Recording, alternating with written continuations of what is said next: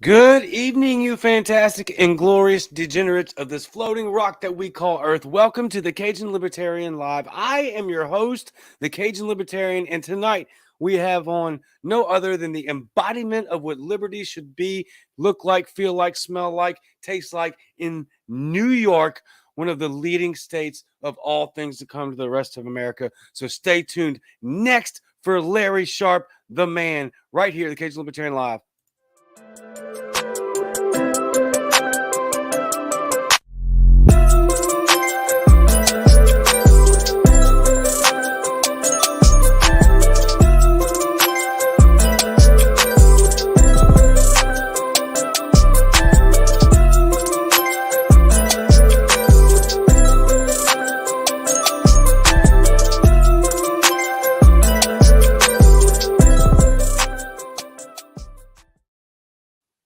Yes. Welcome back. So you know that we're going to have an absolutely amazing time with the Larry Sharpe, the Sharpe way from New York, who's always amazing. And you know who else is amazing? If you're in the state of Pennsylvania and you want to vote for Joe Solosky, go check him out, joesolosky.com. Joe Solosky, the key to Pennsylvania's success. And Nicole Schultz is the key to Joe Solosky's success. So two big states on the air tonight. New York, massive, and Pennsylvania with Joe Solosky. Also, if you're looking for small firearms material, content, you're looking for ammunition, what are you looking for in terms of guns? You heard what Joe Biden said today about ghost guns, which is not a real terminology. It's just home guns, right? Go to Gap Armory. Gap Armory, we carry the parts you need to finish your 3D printed firearms. They carry the parts you need to finish them, so go get them. Do it now before these laws come down and pass. It's ridiculous. We carry parts and accessories for a wide variety of popular firearms. We carry our own slide rails for 3D printed Glock frames. Libertarian owned and operated long-time Mises and Cap kind of guy. We love and accept crypto, something else that you need to be getting into, as well as they're trying to put the locks on it. Gap Armory has the gear that you need to bridge the gap in your defensive preparedness. And my goodness, Gap Armory could not have sponsored the show any sooner. Literally, they just started sponsoring the show last week. And here we are having to deal with sleepy Joe Biden's mess, the Biden administration in regards with firearms. So go do it now. Very, very good. Gap Armory, thank you for sponsoring the show. Joe Solosky, thank you for sponsoring the show. And now, without further ado, let's bring on Larry Sharpe. Larry, my man, what's up? I am here. I appreciate that. I'm glad. And we're scared of ghost guns or something now. I guess so. I don't know. Aren't guns that are not purchased legally already illegal? Yeah, apparently. So I guess they made illegal guns more illegal because that'll work. Yeah. Oh, well, of course. What could go wrong? Just like Mayor Eric. Oh yeah, what could go wrong? Just like Mayor Eric Adams, he just said literally. He's like, oh, yeah, we got a violent crime rate in New York City. So let's ban guns. Where there are no gun manufacturers, there's nothing there. It's obviously you can't ban them working. more. You cannot ban them more. If you go to New York City, I'm not making this up. This is a true thing. If you go to New York City with your legally purchased firearm and you follow all TSA guidelines, you know what will happen? You will be arrested and you will go to Rikers Island, the literally most violent jail in the entire country. That's where you go. If you bring your legally owned firearm and follow TSA rules in New York City, you can't get more illegal than that, except, I don't know, maybe summary execution on the street, perhaps? I don't know. I don't know what else you can do. That isn't the problem. What bothers me tremendously is that we don't want to actually solve the problem. It isn't gun violence is the problem, right? It's violence that's the problem. Somehow they feel like they're better than us because they don't mind if you get stabbed, just don't get shot. Right? That's the issue. So they don't care if someone dies, just don't use a gun. That's a terrible idea. The reason why we have so much violence, there are several parts of this. The biggest part is the black market. How do you know that? Yeah. You look at any spike in violence throughout the country. The biggest spike, Prohibition in the 20s. The more black market you create, the more violence you create. Why? Because mean people do bad things with evil guns. Of course not. It's because when you go into the black market, you don't get to use cops and courts. And when you can't use cops and courts, the only option you have is street justice. That's all you have. That's why you shoot people in the middle of the street. So you mess with the Sharpe gang, you get gunned down in the middle of the street. That's how it works. So I ask this question sometimes in New York City. When I'm doing an event, maybe in a college or something. I'll say, how many people here own a gun? And almost no one does. It's New York City, right? So most of them, they don't. Right.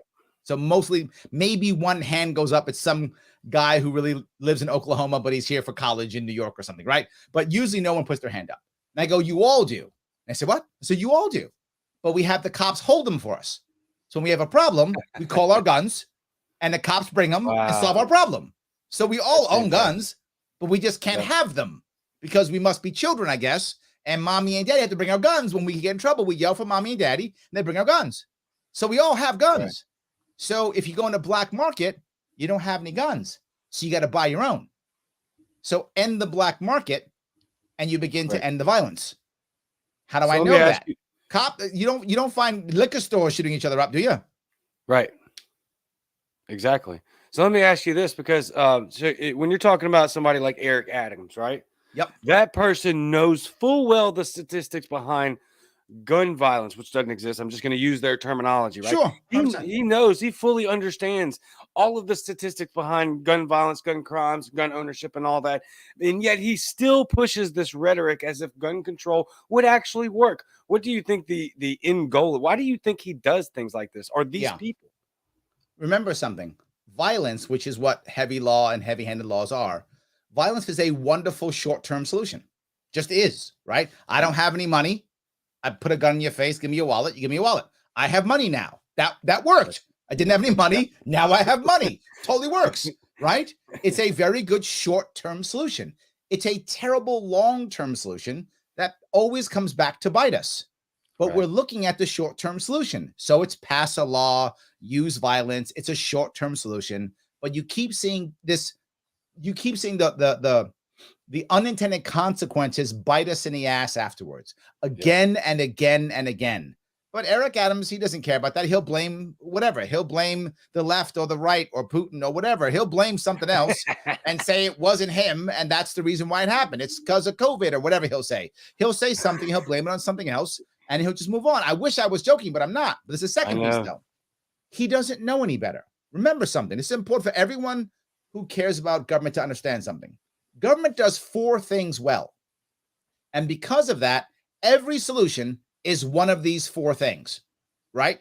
Number 1, kill people. Really good at that. Yep. You want to kill masses of people? Oh my God, these people over there bother us. Let's bomb them. Let's kill them. Yes, so good at that.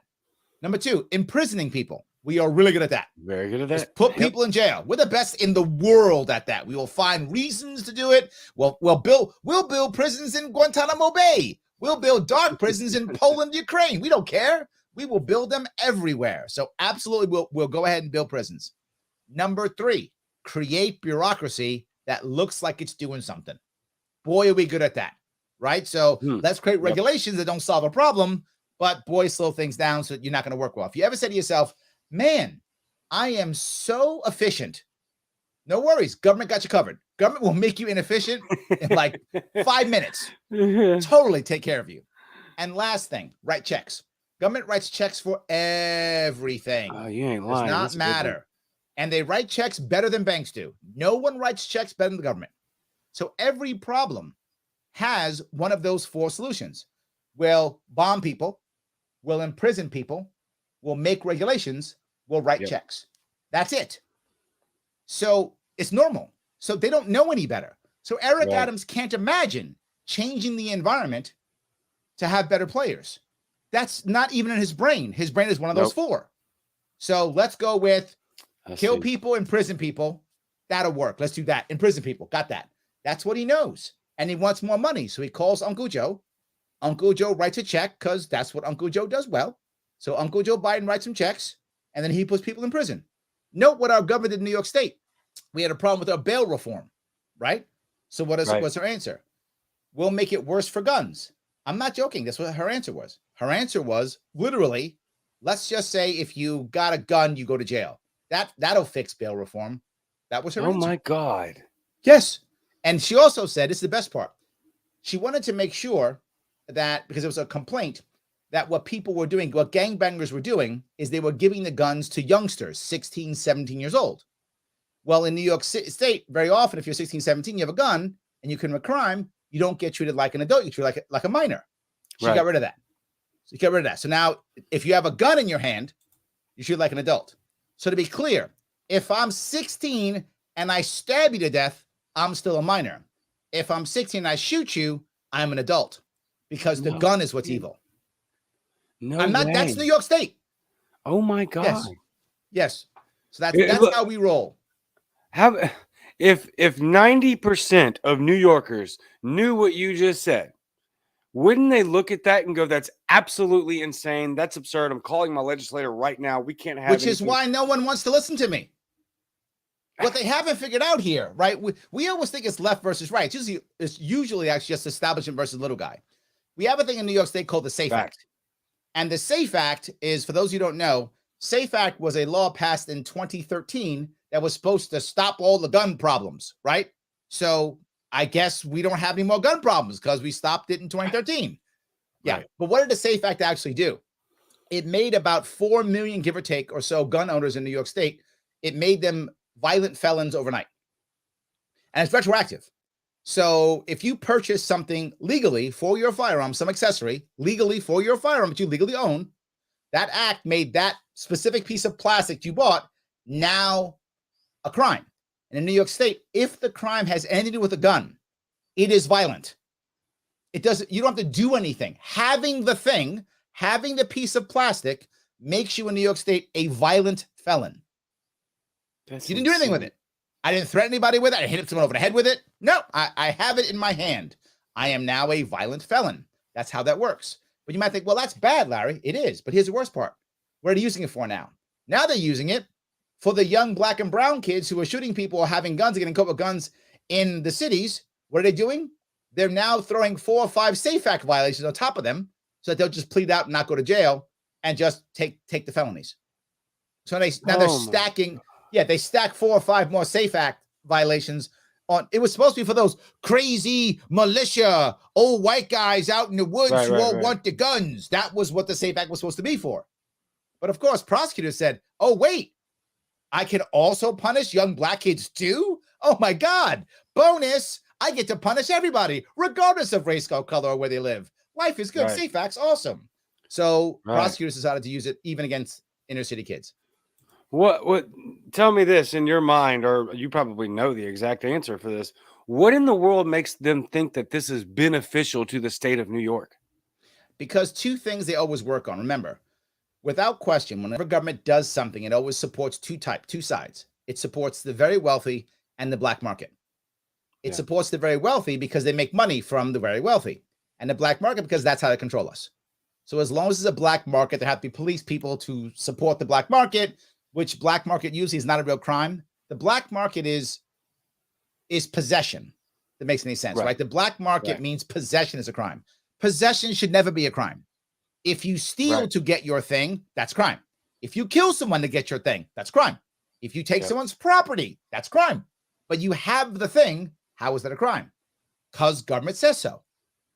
So that now becomes a crime. So they create those types of crimes. And they always make sure that they detail things to the best of their ability. Detail, super detail. And they say super detail to be fair. That's what they tell you. What super detail means is only lawyers can understand. And who has lawyers? The wealthy. The government. Yep, the wealthy. Yeah, the one time I actually said something once to someone, I said, we should write all of our laws in Russian. And the guy said, Russian? I said, yeah, every law should be written in Russian. He goes, then we can't read the laws. You can't read them now. You hire an interpreter called a lawyer. So now you'll hire Russian people to read the laws. You can't read them now. It doesn't really matter, does it? Either way, you're hiring an interpreter. You're either hiring a Russian or you're hiring a lawyer. Who cares? And that blew his mind. He's like, you're right. I don't understand the laws. Of course you don't. Doesn't matter what language. Write them in Chinese. Write them in German. I don't care. Write them in ancient Greek. It's really irrelevant what language you write them in. You can't read them anyway. Yeah, you can't understand them at all. And I believe when we first started this experiment we called America, that we actually had a specific goal in mind to prevent that from happening. Am I wrong? Yes, absolutely. Yes. It was Yeah, it's supposed to be that the common person could interpret the law. That's why the law is supposed to be so small and so Yeah. understandable and so logical. And yet here we are. And I say this all the time. We've got the greatest documentation in history to mitigate the expansion of the government. And in less than 300 years, we were completely out of control. Completely Well, out what of I control. always say is, the story I tell often is, if you ask somebody, have you ever been, as you got older, when you were younger, you remember saying things like, I'm not going to be like my mom, or I'm not going to be Right. like my dad. I'm going to be special. Then you get older and something happens and you realize you say something and you just sound like your mom or your dad. You're like, man, Right. I sound like my dad, or I sound like my mom now. Can't believe I just said that. Can't believe I just did that. That's what my mom is. That's what my dad used to do. Oh my God, I'm doing it. I become my dad or whatever, right? Well, America did that. America left the UK, and when we left, we were like, I'm not going to be like you, Dad. I'm not about the empire. I'm about life and liberty and happiness. I'm out. That's what we did. And we cried and we left and we fought and we went and got our own place. We said, yeah, we're good. And then 100 years went by and we were like, well, and 200 years went by and we were like, you know what? Maybe we're going to become our dad. Our dad fought in Afghanistan. So do we. Our dad fought in the Middle East. So do we.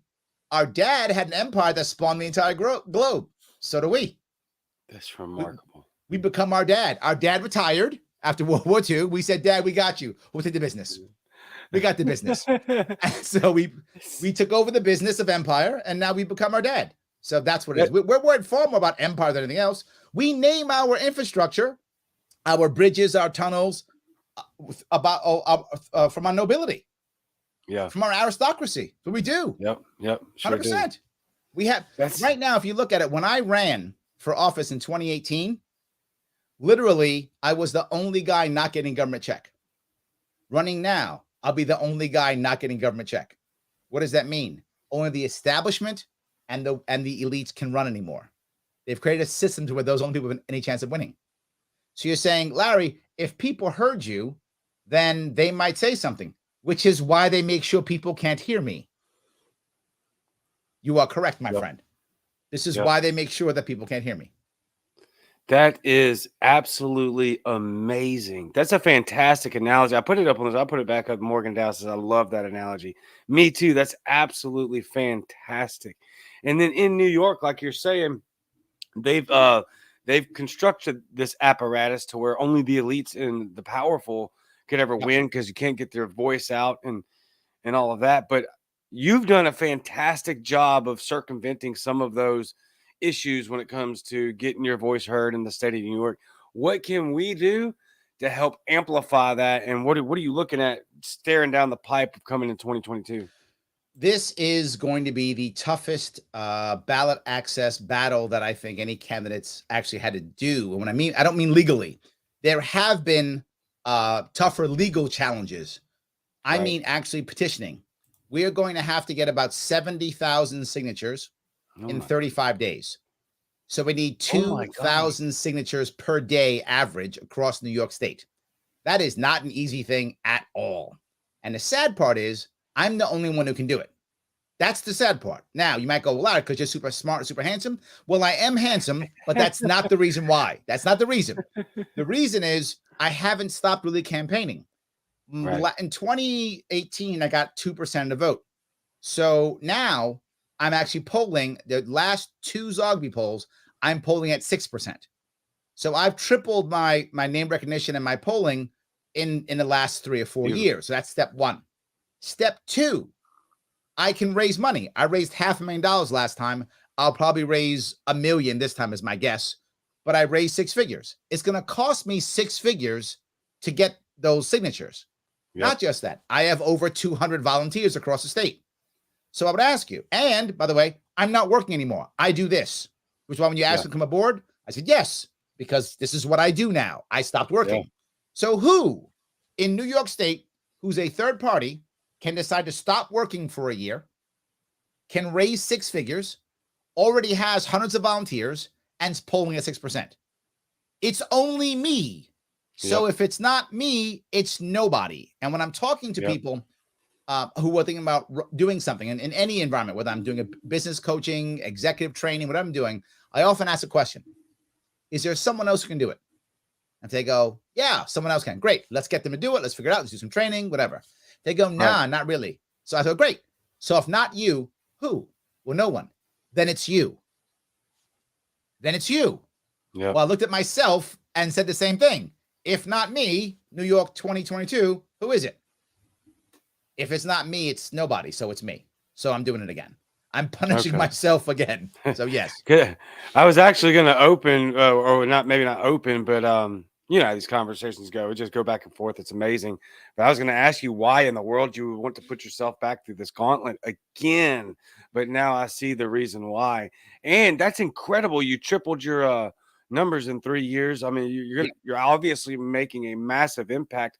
Are you primarying Hochul? And I've heard that old Cuomo's making a comeback. What do you know about that? Let me give you the details on this one. How New York State works, it's very special. In New York State, we have what's called fusion voting. What fusion voting means is you can actually be on more than one line at the same time. Each party that exists as a party can endorse the same candidate if they want to. So, for example, very often the Conservative Party will also endorse the Republican Party. Right. So whoever's on the Republican line is also on the Conservative line. So they're literally listed twice. And all of the votes together all count. Wow. So if you get multiple lines, you can, and that's called fusion voting. So you can be, so I can run as a libertarian and be endorsed by the Conservatives or the Forward Party or the Unite Party, or whatever, and then get on multiple lines. All of them together count. Now, that's good. There is one bad side to that. I have to be able to get 130,000 votes on my line to achieve party status. So if I get 1 million votes, I hope I get 1 million votes, right? But I only get 90,000 on the libertarian line, libertarians are on a party. I've got to get I get 1 million votes, but I have to get at least 130,000 on that line. If I do that, party status. That's how that works in my state. Got you. So, but that 100,000 or 90,000 votes or 900,000 votes, that has to be specifically on the libertarian line for Libertarian Party to be recognized as what, a minor party? Would that be what? No, as a party. Period. We have a party or not party. Okay. That's it. Oh, yes. Okay. So yes, we're very straight. Party or not party. That's it. So that's what I have to do. So that will be challenging, but it can be done. Now, right now, what I want to do, I'm hoping, people think I'm crazy. I did a TikTok on this. I am hoping that Andrew Cuomo runs again. And you might go, why in the world would I want Andrew Cuomo to run again? Okay, here's the reason why. I'm not running the Democratic Party. I'm not a Democrat. I'm a libertarian. Democratic Party is not going to endorse me. Democratic Party has already endorsed our current governor, Kathy Hochul. She will be their nominee. I would love for Cuomo to run, because if Cuomo runs, he will have to create his own party, which he can do with enough signatures. He'll need the same thing as I need. 2,000 signatures over 35 days, but he has $20 million in his account. He'll just buy the signatures. Right. He'll just say, here's money, get them for me. So he'll just buy them and he'll create whatever, the Cuomo party or something. And if he does that, he will suck a lot of votes from her, because some of the people watching, their heads may want to explode, but Cuomo is actually still popular in my state. Yes, he is. He killed 50,000+ elderly people during COVID. Well, to be fair, 15,000, but I'm saying. Oh, okay. All right. My bad. Yes, I was off 1,000. Still horrible. Unbelievable. But he needs to be in prison. Well, might run. I hope he does. Now, we'll know coming up here in 2 weeks whether he's going to run or not. I don't think he's going to run, but man, it'll be awesome, because if he runs, New York State is a plurality state, not a majority state. So whoever has the most, doesn't matter if it's 51% or not, wins. If he splits Democratic vote, I could win this thing with like 26% of the vote. Holy smoke. So we really do want him to run then. Yes, I am all about it. Run. Please run.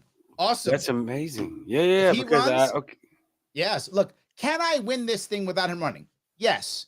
However, I don't have control over it, right? Because here's how it works in my state. Some of you may not know this, but in my state, it's about 3-1 Democrat to Republican. Republicans hate Democrats. Democrats hate Republicans. That's how it works in my state. And it's getting deep. That divide is deeper and deeper and deeper, right? Right. So if Hochul does something very bad, I hope she does. those Democrats have three choices. Choice number one, stay home. Choice number two, hold their nose, vote Hochul anyway. Choice number three, vote for me. They're not going to vote for Republican. Republicans not going to get more than about 35%. That's where he's trapped. Right. This is about as far as he's going to go. No more than that. Low ceiling. That's it. That's how my state works. My state hasn't had a statewide Republican victory in 20 years. And the state is just getting bluer. It's not getting redder. It's bluer and bluer and bluer. So the Republicans win locally all the time, but they don't win statewide, not in 20 years. So that's not going to happen. That's a fantasy. Republicans in my state will say, oh, this is the time. They're lying. They're stealing your money. If you're a Republican in New York State and you give money to a Republican Party, they're literally just stealing your money. They're going to take it and throw it in the garbage because the guy's not winning. Doesn't matter. Any case, whatever case may be. So if that happens, they can vote for me. About 25% of the people who vote for me are registered Democrats. So if I can get those Democrats to vote for me, I can break that 35, 37% number and I can win. So I'm going to run a hard campaign. I'm going to run it to win it. I'm going to be prepared. If lightning strikes, I'm the governor. If lightning doesn't strike, I can still come in second. And I want you to think about something. If I come in second, I beat the Republican. That's very realistic. I beat the Republican. I beat the Republican. How this works is in New York State, because they want to make sure the two parties control everything, they have a rule in Board of Elections. The top two parties control the Board of Elections, as decided by the governor's race. Well, that means the state will be run by Democrats and Libertarians. Now, to be forward with you, there is not enough Libertarians in the state to actually run the government, so that actually can't work. We don't have enough of us. However, doesn't matter. They will rewrite the rules overnight. I don't mind, but when they rewrite the rules, they must include us. So if I come in second, New York State is officially a multi-party democracy in perpetuity because the rules will be changed. That's amazing. Yes, I have never heard.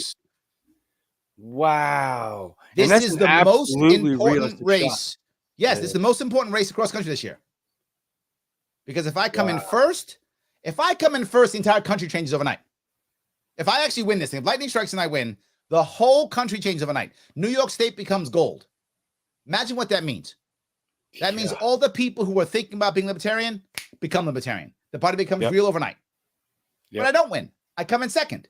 Still change everything. Now New York State becomes a multi-party democracy overnight, and everyone's going to be saying, how the hell did Larry Sharpe come in second in New York? How did that happen? I will be on every TV show. I will be on every news show. I'll be everywhere talking about libertarian ideals for the entire country. Your idea of will people hear me? They'll hear me then.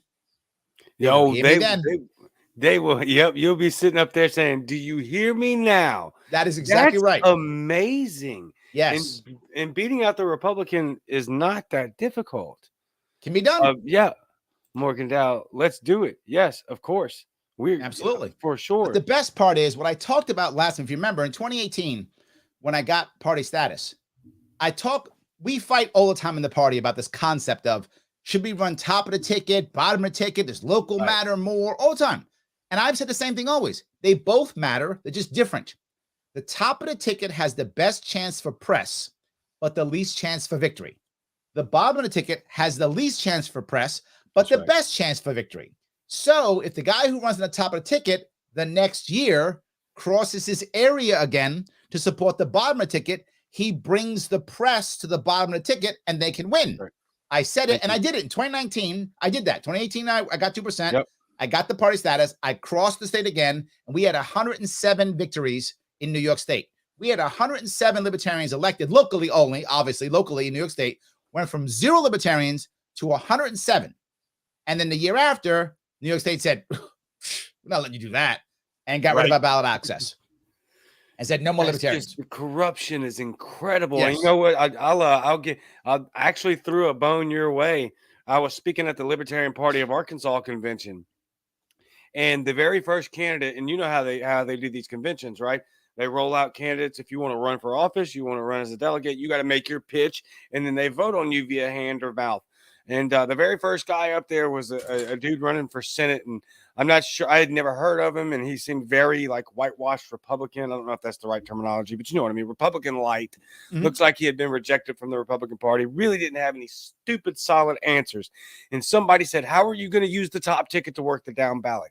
And I stood up. I was like, "I know I'm not I'm not a part of you guys.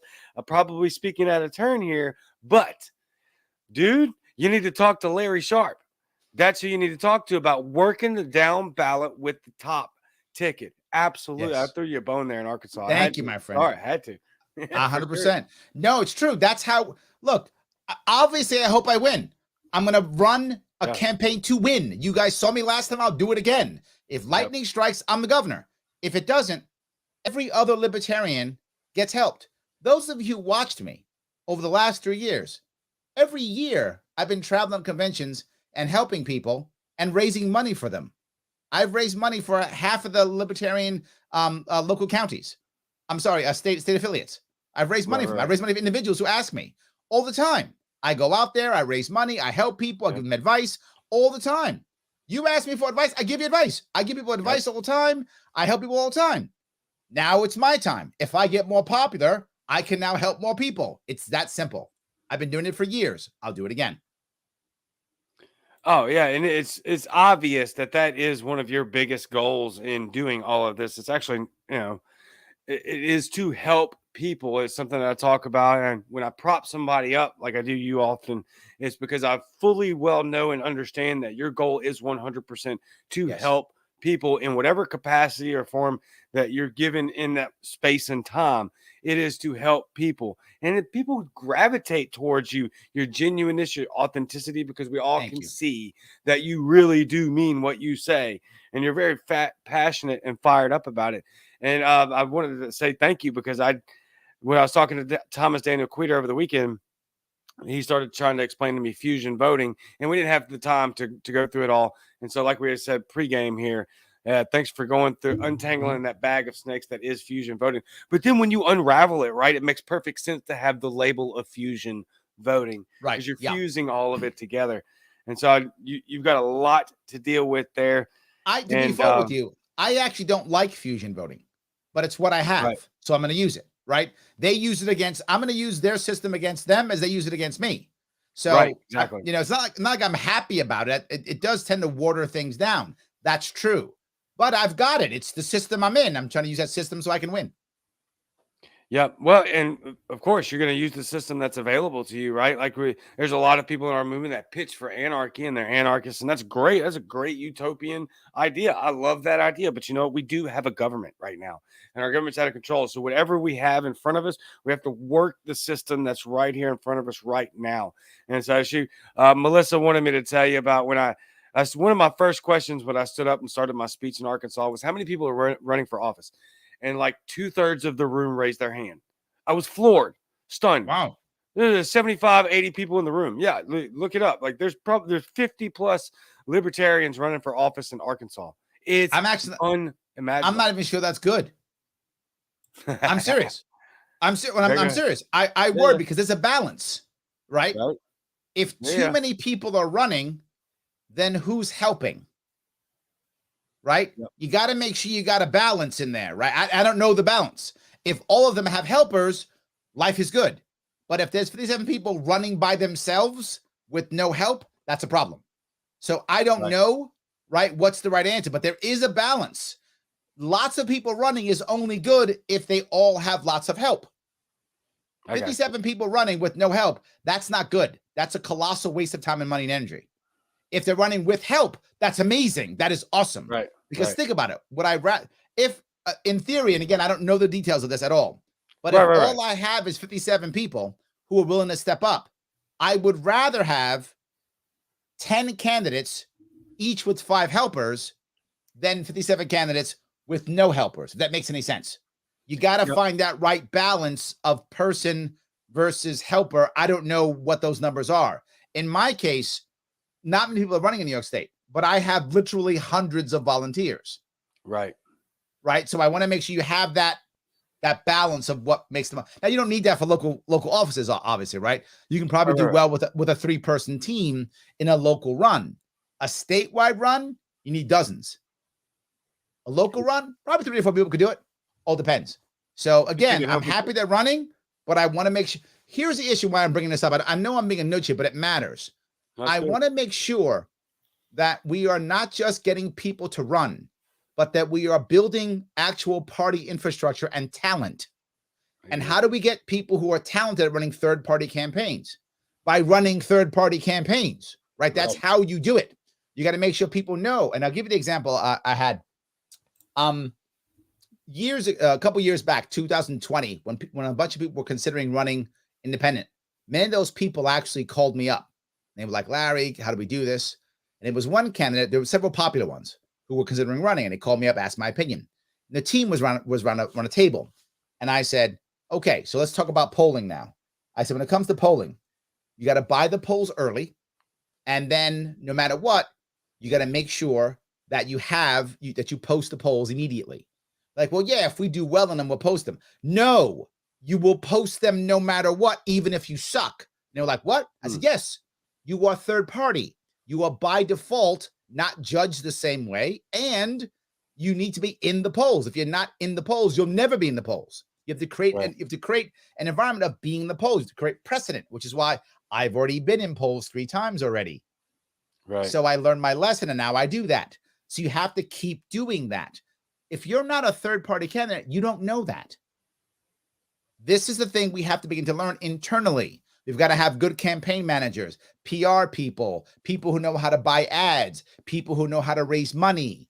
All those things matter. One of the reasons why people don't become libertarian, not the only reason, but one of the reasons is because we have no infrastructure for them. Right. We need infrastructure. It does matter. We need talent and skill set. Yes. So I saw that question. Yeah. I knew you did. That's why I put it up on the screen, because I knew that's exactly where you went with that. So I went ahead and threw it up on the screen. And for everybody that's listening later, what Larry's talking about is Melissa J. Cacao said, what's your advice for the candidate teams? And then obviously Larry just knocked that out. Let me knock that out real fast if I can. Right? If you're a candidate, you have to build a team of at least 3 people. If you go, Larry, I don't need to, I'll do it myself. I don't want to raise money. I don't want to. Then you're a bad candidate.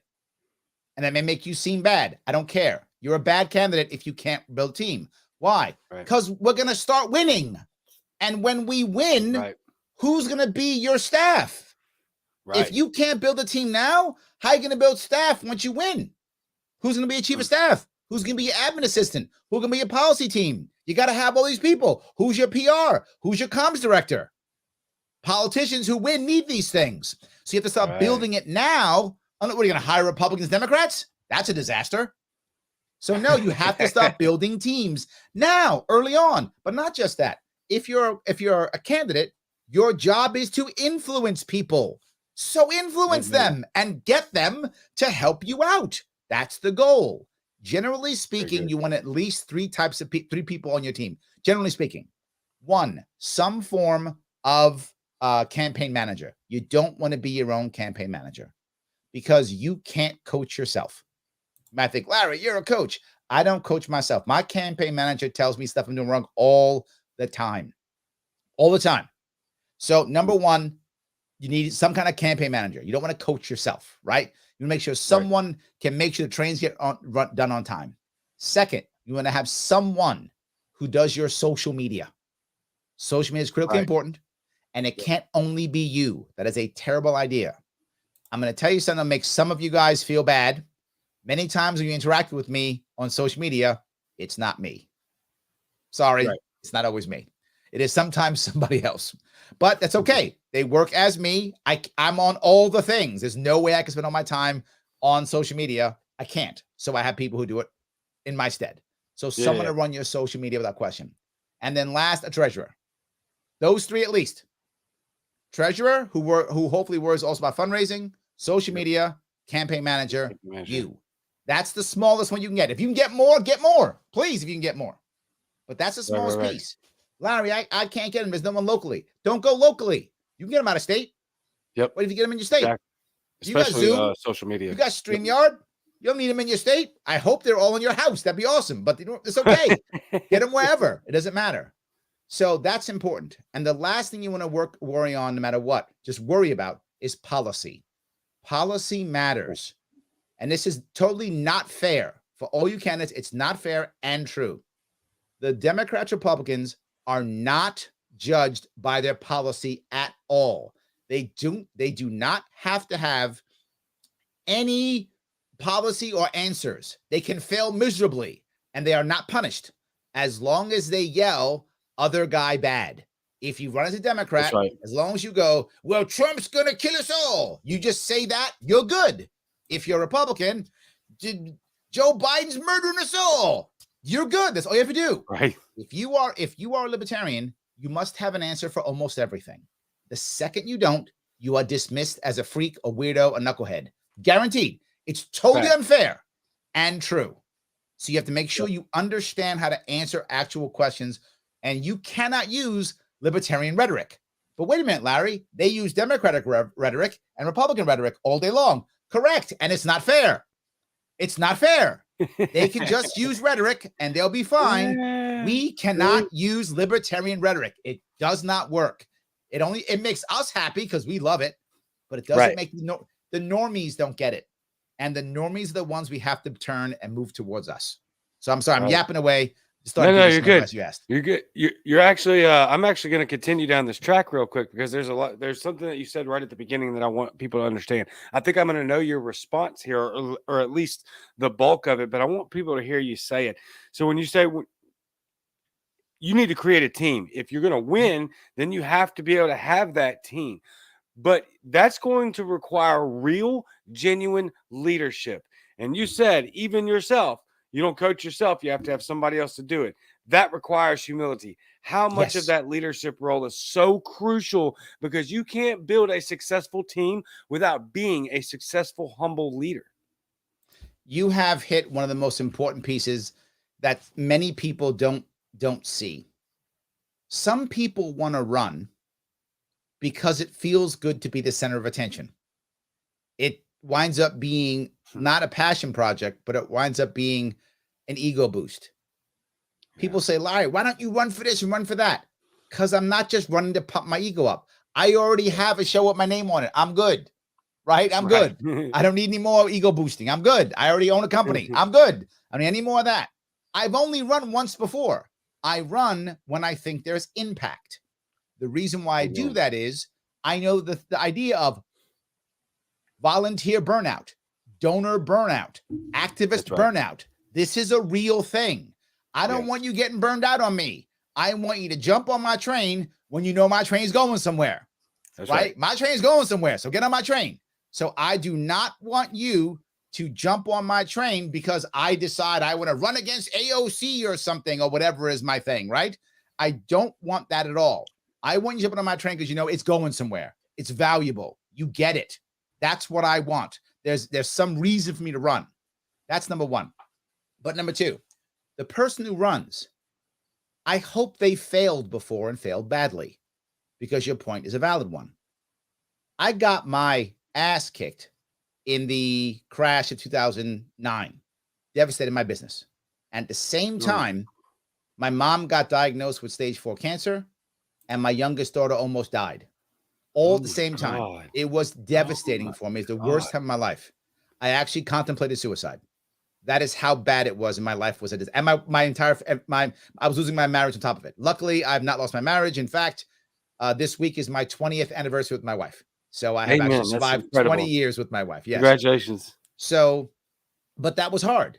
So I've gotten my ass kicked. I've fallen on the floor, and I realized that no matter how cool I might think I am, if fate wants to slap me, it will slap me, and it will slap anybody else fate decides it wants to slap, and we're gonna have to deal with that. We understand that all of us are human. We are all flawed, and if fate wants to slap us, it'll do a Will Smith on us if it wants to. It will just do it whenever it decides to. Doesn't matter how smart you think you are or how good you are. Fate wants to smack you. You getting smacked. That's how it works. So I've been smacked before. So yeah, I know I'm not awesome, so I need help. That's why you build a team. You build a team because you need help, right? I tell my people all the time, I'm good at certain things. Other things I'm not good at, right? One of them is, without question, showing up and saying stuff. That I'm good at. Other things, I let others do other stuff. Things that people are good at. But again, so that all is going to derive, and I want people to hear this, because everything that you just said requires, it's not a suggestion, it requires humility. And humility is tough because we are a prideful people. And I don't mean we Yes. as libertarians, I mean we as human beings. And libertarians are especially prideful because and very pretentious because we've done a lot of Because we're more right. research. Yeah. We're right. We're right. We're right. We know we're right. Yes. You know?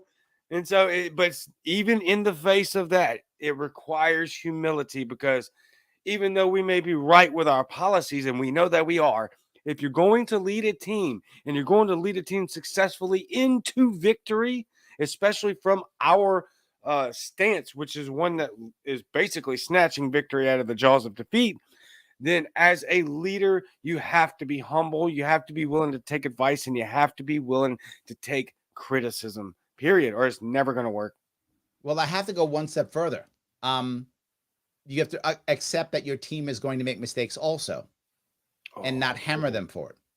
Right? We made a lot of mistakes in 2018, tons of them. We made mistakes already so far, we'll make more.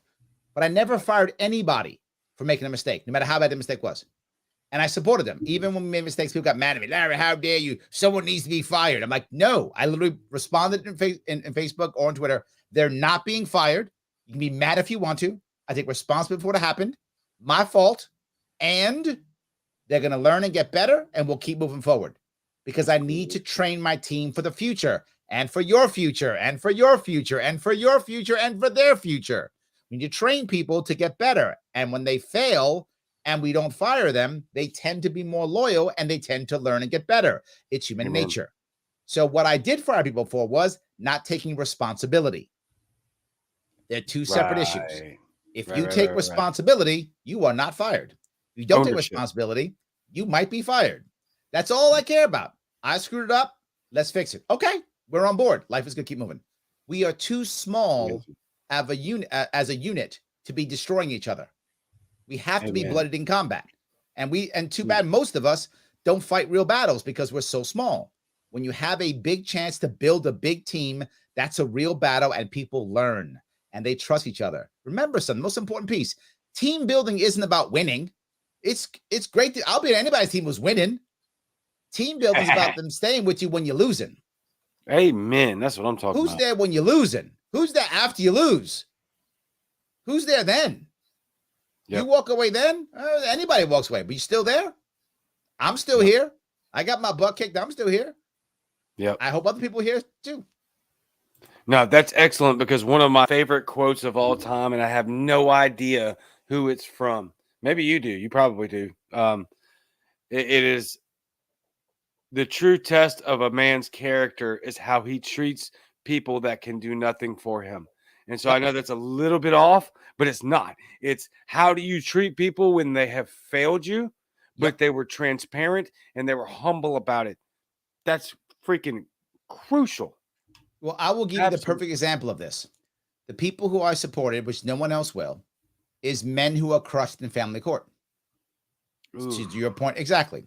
Men who are devastated in family court. I supported them 100%. Sadly, they did not support me, which drives me crazy. They did in New York State. There were literally hundreds of thousands of them devastated by family court. Yeah. Now, why do politicians not support them? And none do except me. None do except me. And that's why they're so broken and feel like the world's ending. No one cares about them because no one else does. Why? Exactly. If you're a man who's been destroyed by family court, you don't have any money. Your money is either gone to your family or to your lawyers or to the court. Nothing. You have no money. So why in the world would anyone care about you? Because you've been crushed is why. Yeah. And I care. And I care about many reasons. Now, are women crushed too? Yes. The family court system is totally busted. It screws over anyone who's trying to be bad. I mean, trying to be honest and good. And it generally screws over men more than women, but it absolutely screws over women also. And be clear on that. It's not only a man thing. It's just mostly a man thing. So I focus on the men because that's a bigger chunk of people that I'm going to focus on. I want to repair family law, period, because it will also help women who have been battered by deadbeat men. So we'll help them also. But the point is, how in the world can I fix my state when I have hundreds of thousands of broken men? Not just that, behind every one of those broken men is a broken son or daughter or both. How do I fix my state with broken youth, broken families, and broken men? Why in the world would that be true? I can't do it. So I support them. even though they can't support me in return. I also support people who vape. I don't vape. Not my thing at all. Right? Not my thing. I don't vape. I don't even smoke. Not my thing. But you know what? Everybody's rights matter all the time. No matter what it is, your rights matter, even when it's not my issue. Because why? One day I'm going to need some rights that someone else is not going to want. Right. And I hope you're going to support mine when that time comes. So I'm going to support yours, and I hope that you'll support mine. We all should be supporting each other's rights. So you're totally correct. Yeah, 100%. Absolutely. I want to stay on New York for a second about something we talked about, because I don't think a lot of people understand this fully. And I don't think there's a better person on the planet that could explain this other than you. So when we're talking about fixing and rehabbing and reforming New York government and the impact that you could have just by coming in second place, which is very realistic, that will impact the rest of the country. Yeah. And by extension, impact the rest of the globe. I don't know that a lot of people understand or fully understand that what happens in New York, you're going to see start to trend around the rest of the country. Can you tell 100%. us why that is and how that happens? New York is always the trendsetter in everything bad about government. It's what we do, right? We begin everything. They push us here. And the reason why, believe it or not, is because of urbanism, right? Urbanization is the biggest issue. New York City is the most dense and the largest city in the nation. That's the reason why we wind up becoming so socialist or communistic, because of that reason. That's the epicenter of all of it.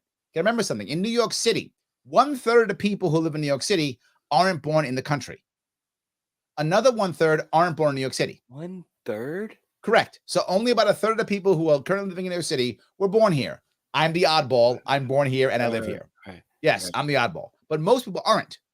So what does that mean? That is a massive mix of cultures, ideas, and we literally live on top of each other. And I mean that literally. Can I ask, in your county, wait a minute, you're in Mississippi, right? Yes, sir. In your county, about how many people live in your county? About? There's probably about 3 million people. In your county? No, I'm sorry, in my county. Probably less than 1 million. I'm in Mississippi, so it's far less than 1 million just in our county. So there's 3 million people. But it's a big county. We have a big county because we have Jackson, Mississippi included. Sure. So how many people in Jackson, Mississippi about? Do you have an idea? I think there's a little under 1 million just in Jackson. Okay. So Jackson on 1 million, the state about 3 million? Yeah, Mississippi's a very, very low, very low. No worries. That state about 3 million. Brooklyn has 2.3 million. Right, exactly. That's one borough out of 5 boroughs. Not just that, in 1 square mile of Manhattan, 60,000 people. Yeah, because y'all are stacked on top of each other, right? When I say we are on top of each other. So imagine that environment. Some people have been here 3 weeks. Some people have been here 30 years. We don't actually keep track of the same religion or the same school district or same area. It's all different and mixed. So there's no rules and regulations here that we can understand, that are clear, that are obvious, that are social. So we beg for a referee, and that referee is government. So we ask for government left and right. It's what happens in the city. So as we start asking for more government, we accept more government. And the pushback is where we always do it in New York City, which moves out to New York State, which moves out to Jersey and Connecticut, and eventually to your state. If you live in Utah, it might take 20 years. But if you don't live in Utah, it's like 5 years. Remember, all the lockdowns started in New York State. Yep. That was the big ones. Yep. New York City, New York State. All the mandates, New York City, New York State. All the lawsuits, New York City, New York State. Yes, we are the beginning, which is why I say I am on the front line. Yeah. AOC is literally my congressperson. No kidding. AOC is your congressperson. Correct. I accept your condolences. Oh, man, that sucks. So, yes, she is literally my congressperson. I live in the same borough that Trump is from, the same borough that Cuomo is from. Wow. Yes, I live in the belly of the beast. This is where I am. Someone's got to fight in the front line. It's me. You should support the Marine in the front line. You should Amen. support them in the front line. Yes. Is that why you don't Yes. is that why you choose to stay and run and not leave the state? A lot of people are flocking from New York, and I 100%. actually encourage it because you've turned into a despotic communist hellhole there, but you're staying there to fight the fight. Is that wrong? Well, the reality was I was considering leaving. In 2017, I was going to leave. And for what I do for a living, I have to have a large city, right? I've got to have a city around me. So I was considering heading to Charlotte, North Carolina, which is a relatively large city in the South. It's not New York, but it's a pretty large city in the South. So I thought I'll head down there. So I went down there and I realized 2017, I could literally sell my shoebox of a house here in Queens, buy a mansion in Charlotte, and live cheaper, less everything. So I thought, you know what?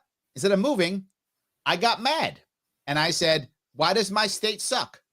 Why do I have to leave my family, my friends, my business, where I'm born? Why do I have to leave because my state sucks? And for those of you who know New York State is an amazing state. Anything you could imagine and you'd want is here. Fishing, hiking, mountains, beaches, the opera, baseball, Madison Square Garden, concerts, music, you name it, it's in this state. Bear hunting, deer hunting, whatever is your thing, this state has it.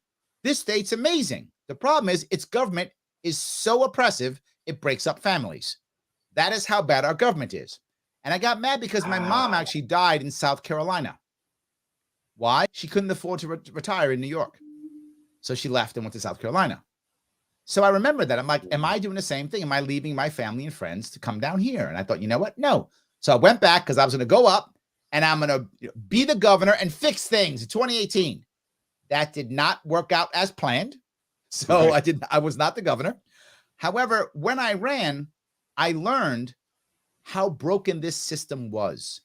I had no idea how broken it was. I knew it was broken. Everyone knows it's broken. You can look at it and know it's broken. But when I got in, I was like, oh my God, this system is horribly broken. And there are certain things that some people don't understand. And one of those is things like, people do this all the time. Well, Larry, why don't you just get covered by the newspapers? That kind of thing. Why aren't you in the press? You gotta pay to play. Because it's pay to play. And people don't know that. They think the newspapers like care and stuff. They don't care. The newspapers, what they do is they cover you if you buy ads. That's it. Yeah. Democrats and Republicans always buy ads, so they always get covered. That's how it works. Buy ads, get covered. So I got to raise money. That's why I would say raise money, right? So I can buy ads. Well, Larry, why aren't you in polls? Because polls cost $40,000. And if you want to be in a poll, you got to buy the poll. If you happen to have $40,000 in your front pocket, throw it my way. I'll buy a poll and I'll be in one. Right. I hope you happen to have $40,000 laying around. That'd be awesome. Give that to me. I'll buy the poll, and I'll show you exactly how to buy the poll. Buy the poll, and you're in. I hope you all have $40,000 laying around. That'd be awesome. So yes. So I learned that type of thing. Plus, I learned how the system is made for the third party to not be heard, someone to pay attention to. It made me angry. I wanted to stay and do it again. Yeah, that's beautiful. I mean, like I don't know, and a lot of people would probably try to assume these types of emotions. I don't, just because I've been in so many ridiculously terrible circumstances that I quit trying to assume how I would be emotionally reactive to a situation. I think that I would probably pack my ish up and leave, even though I've got a massive fighter spirit in me. The only reason that anybody's ever even heard of me is because of how pissed I was at all of the blue state citizens getting treated the way they did during COVID. Had nothing to do with me. I've been living normal basically since day one. We barely even 2 weeks to flatten the curve here down in deep red South. It was just like, all right, well, okay, we're going to keep Walmart open. We're going to keep the gas stations open. Liquor stores are good to go. Yeah, if you want to do your thing, go ahead. If not, we're going to look the other way. And so but I was pissed, and I'm a fighter about what's happening to my citizens. But if I lived in the state of New York, I really don't know how I would react. I really think that I would probably say this fight is too big for me, and I'm leaving because I don't want to live here. And so I can't thank you enough and congratulate you on your success already. and Thank you. just the sheer leadership that you've put forth and the amazing success that you've had in not just politically, but inspiring people throughout the country. You could just see it just right in the comment section right here. It's uncanny. You were built to do this. But I want to know, obviously you need money. How else can we support you? I mean, Well, there's got to be a there are two multitude of ways. separate things. Well, it's two separate things to be forward with you. Money always matters, always, Right, because we just right. talked about it, right? So if you're in a position where you can donate, please donate. LarrySharpe.com/donate. Please donate.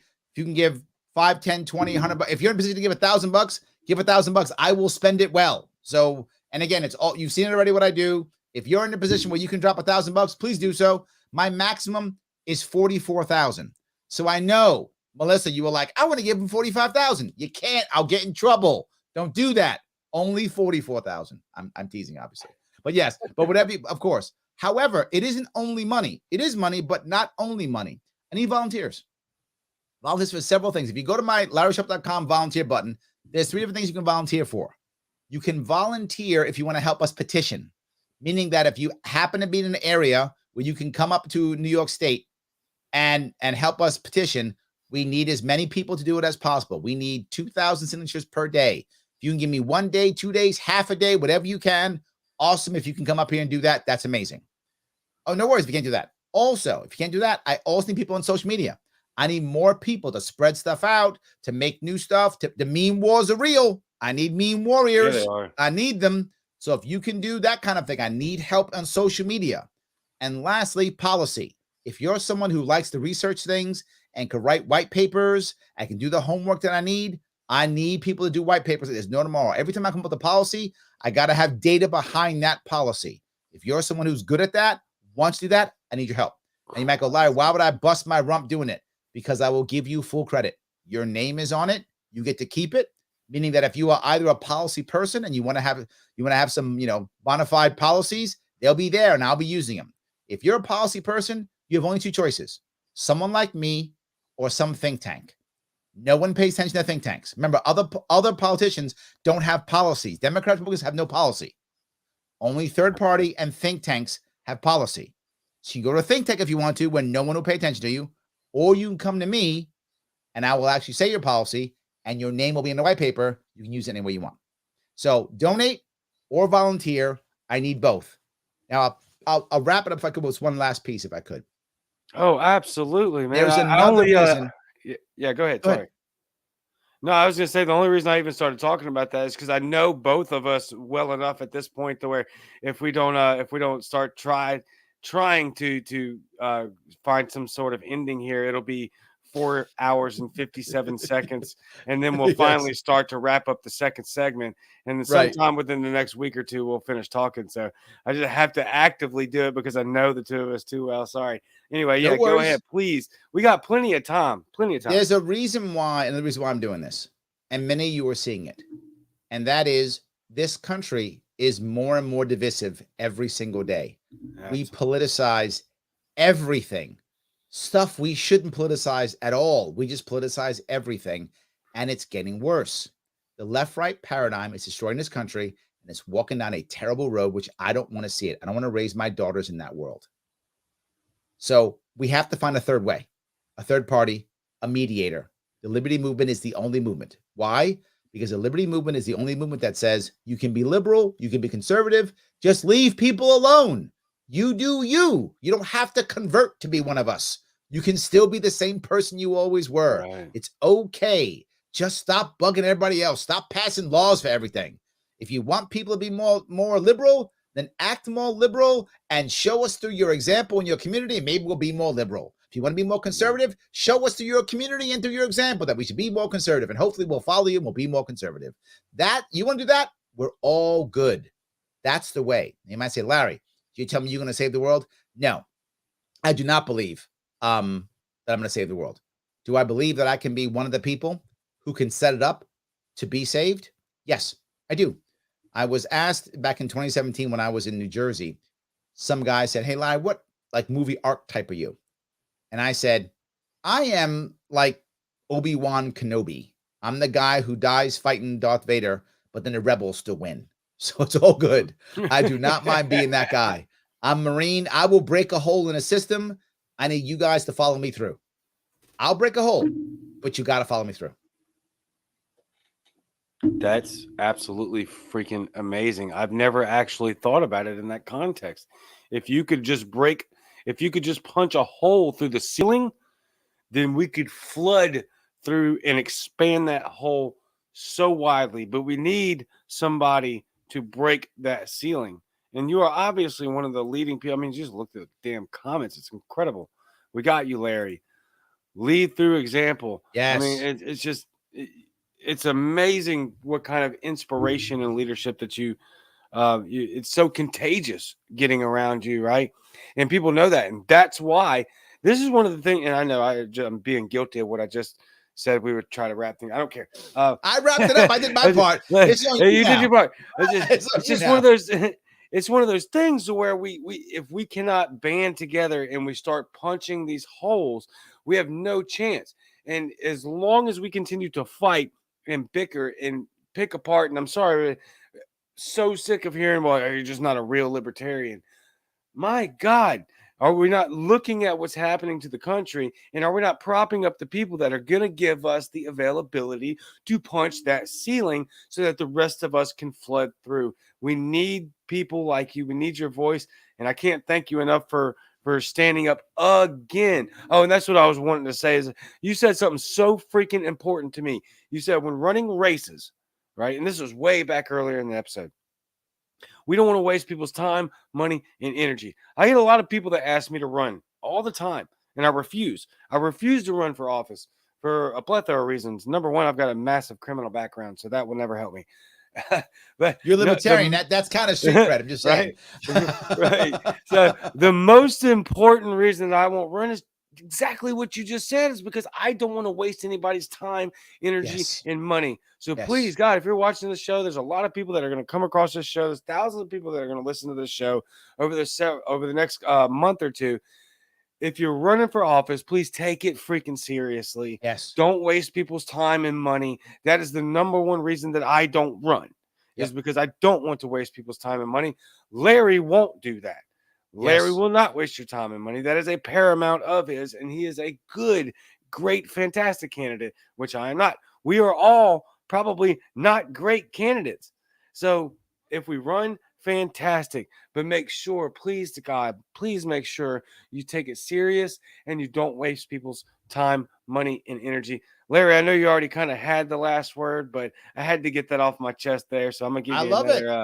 another minute. I love it. All good. No, I agree completely. Look, if It's awesome. this is important, let's take it seriously. Let's try to make something, work well. Yes, I was just on Kennedy today, Yes. a couple hours ago. I was on Kennedy That's a couple hours. awesome. If you want to watch me do that, yes, we have to keep moving forward. That's the most important piece. So you don't see me in those fights. I don't Right. get in those fights. I Never. don't insult people. I don't do that. We are too Nope. small to be fighting our civil wars. We're too Amen. small. We're too small. Right? I need everybody on my side. I need every soldier I can get, every one of them. I need them all. So I want everybody coming in. That's all I'm saying. That's awesome, Larry. I mean, that just could not. We're too small for civil war. That might be a freaking great slogan. I'm actually going to tweet that when we get off of here. I I'll love add it. you in it. That's amazing. We are too small for civil war. Larry, you are a very, very, very freaking busy man. I can't thank you enough for what you're doing for the liberty movement and what you continue to do to put yourself through the gauntlet and to put things that I personally believe in as priorities that I don't hear enough of us saying. And so, again, I just can't thank you enough. Thank you for your time. And I cannot wait to talk to you again. At any time you need anything from me, let me know. Whatever we need to get you to punch that hole through the ceiling, and at very least, come in President of the United States of America in 2028. 2028, maybe. Not 24. Maybe. I'm gonna be broke in 2024 from this. Me I'm gonna be broke from this. But maybe 2028, we'll think about it then. Maybe. Right. It's hilarious. Thank you, my friend. You are awesome. I will talk to you very soon, Larry. Have a good one. You too. Always absolutely magnificent and incredible. Larry will just, you can't, you want to walk away from the conversation and just want to go, like, in the name of liberty, in good ways, metaphorically speaking, non-violence included, just burn things down to the ground. Let's go. Right? It's just like pumping up a military of people, and it's absolutely fantastic. Your comments were absolutely amazing. Of course, as always, so supportive of Larry. There's just something that he drives out of every one of us that there's just very few people that have that ability to do. And the fun part about that is, and I know this from leadership and from the military and from being leadership in church and being a worship pastor, these are one of these qualities that you don't strive to have. This is a quality, this is a character quality that you were gifted with. And as a Christian, I'm going to tell you right now, it's a spiritual gift. You can take it or leave it. That's just a thought. I'm just telling you. You can chalk it up to some other reason. But to be able to just express your opinion, your mind, and talk, and then people will follow you automatically. That's a gift. And Larry has it. Absolutely fantastic. Absolutely amazing. Thank you so much, Larry, for coming on the show again. Incredible. I love you. I love each and every one of you. I say it every episode because I mean it. I mean it with my whole heart. I absolutely love each and every one of you. I can't wait to see you again. Wednesday night, same Cajun time, same Cajun channel, and I am out.